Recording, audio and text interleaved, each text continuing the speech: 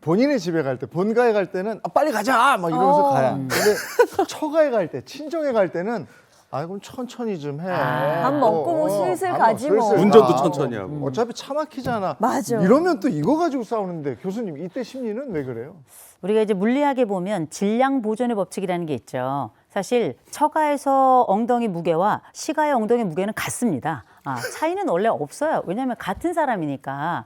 그러나 참 놀랍게 이 무게, 우리가 흔히 지구에서 살아갈 때는 중력이라는 게 있는데 마음에도 중력이 있는 것 같아요. 근데 지구 중력은 한결같은데 마음 중력은 늘 움직인단 말이에요. 그래서 그런가 처가에 갈 때에 내 남편의 이 느린 동작은 납득할 수가 없고 시가 가려고 할 때 내 아내는 왜 갑자기 아픈가 뭐 이런 여러 가지 생각들이 복잡하게 얽히는 데에는 몇 가지 이유는 선명하죠. 첫째, 불안하구나. 그리고 불편하구나. 그리고 회피하고 싶구나. 그리고 이런 회피하고 싶은 이야기를 직접 할 수 없구나. 이런 네 가지 항목들이 얽혀 있다라고 생각이 드는데 불안이라고 한다면 그렇게 갔을 때 나라는 사람은 어떻게 처신해야 될 것인가? 또 두 번째 불편이라고 하는 건 그때 내가 겪게 될 마음의 상태는 작년에도 겪었던 그것과 동일한 것이지 않을 건가? 네, 또 네. 실제 나라는 사람이 함께 거기에 갔을 때 나를 알아주는 이 사람의 행동이 정말 내가 미리 얘기했고 부탁했던 그대로 이동하고 움직이고 할 것인가? 이런 많은 것들이 걱정이 많은 거예요. 그러니 걱정 많은 곳에는 가고 싶지 않죠. 그 불안이 많은 곳에 당연히 가고 싶지 않죠. 그러니 그 행동이 굼떼질 수밖에 없죠. 이런 거는 보통 불안이라고 얘기도 하지만 때로는 상대방이 이런 걸 처리해주지 않는 것에 대한 미움도 있어서 한면으로는 수동 공격이기도 합니다. 네. 아니 근데 평소보다 우리 장진택 기자님이 좀 크게 웃으시던데 좀 찔리시는 건가요? 이 상황이? 저는 아무 문제는 없고 뭐 이렇게 오히려 내가 너무 무뎌서 모르는 건지 모르겠는데 지금까지는 아무 문제 없었거든요. 네. 근데 좀 문제가 있는 건가 이게? 자, 그래서 요즘은 아예 이런 갈등 자체를 없애기 위해서 명절이나 가족 모임 때 시가와 처가를 각각 따로 방문하는 이런 일이 많이 생긴다고 합니다. 이런 세태를 본따서요. 최근 온라인에서는 이런 표현이 유행한다고 해요. 바로 대한민국 3대 셀프가 있다. 장 기자님, 이거 뭐라고 생각하세요? 3대 셀프요. 네. 일단 물은 셀프죠. 네. 물 맞아요. 셀프는 알겠어요. 물 셀프. 근데 그 다음부터는 이렇게 어려워지는데. 제가 정답을 바로 말씀을 드리면요. 3대 셀프. 물, 네. 단무지, 그리고 단무지도 셀프. 효도라고 합니다. 물과 단무지, 효도는 3대 셀프다. 이런 이야기까지 나오고 있는 건데요. 그래서인지 요즘 젊은 세대는요. 결혼을 하더라도 혼인신고는 최대한 미루고요.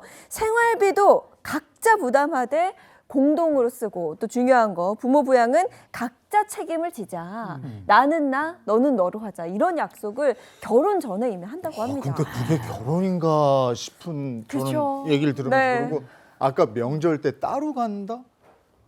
따로 간다고요? 나 이거 생각해 본 적이 없어가지고 너무 쿨한 거. 굉장히 낯선데 근데 결혼 생활을 그럼에도 불구하고 유지하자 이거잖아요? 네. 이거는 뭐예요?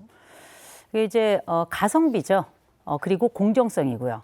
가성비라고 하는 건 그래도 우리가 가장 그 심정적인 갈등을 최소화하면서 그나마 이 시기를 잘 지낼 수 있는 방법이 뭘까 생각해 보니까 그래 각자 알아서 셀프로 하자. 그리고 요새 또 맞벌이가 많잖아요. 그러니 사실 많이 보는 사람 또 적게 보는 사람 있을 텐데 요즘은 이렇게 합쳐가지고 각자 똑같이 하는 경우도 있지만 놀랍게 많이 버는 사람은 자기 부모에게 많은 것으로 선물을 하고요. 적게 버는 쪽에서는 적게 버는 것으로 부모에게 선물을 하는 경우를 저는 너무나 많이 봐서 저도 요새 깜짝깜짝 놀랍니다. 근데 이런 것들이 사실상 지금 세대가 얘기하는 공정이라고 하는 어떻게 보면 약간 차가워 보일 수 있는 불평등에 대한 회피라고도 하나 볼 수 있고요. 또 한 가지는 사실 우리가 요즘은 결혼했을 때 실제 혼인신고도 좀 늦게 하는 거 아시죠?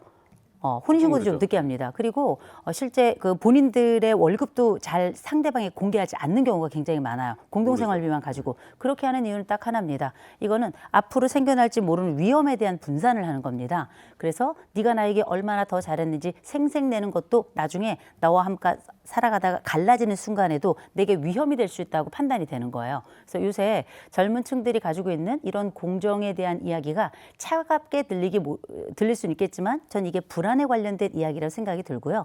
또 한 가지 이들이 얘기하고 있는 이 위험 분산이라고 하는 건 결국은 자기 자신을 하고 싶어하는 욕구에서 발생이 된 건데 이게 혼자 큰 아이들이 가지고 있는 이 세대의 특성이 아닌가 싶습니다. 네. 그렇다면 교수님, 효도 문제로 부부 사이의 갈등이 발생하지 않게 하기 위해서 어떤 점을 좀 생각을 하면 좋을까요? 일단은 우리가 어쨌든지 간에 공동생활이잖아요. 그리고 우리가 가족을 얘기할 때 전 이렇게 말씀드립니다. 핵가족, 원가족 이렇게 따로 있는 게 아니고요. 사람을 중심으로 인간은 여러 개의 환경으로 둘러싸여 있거든요.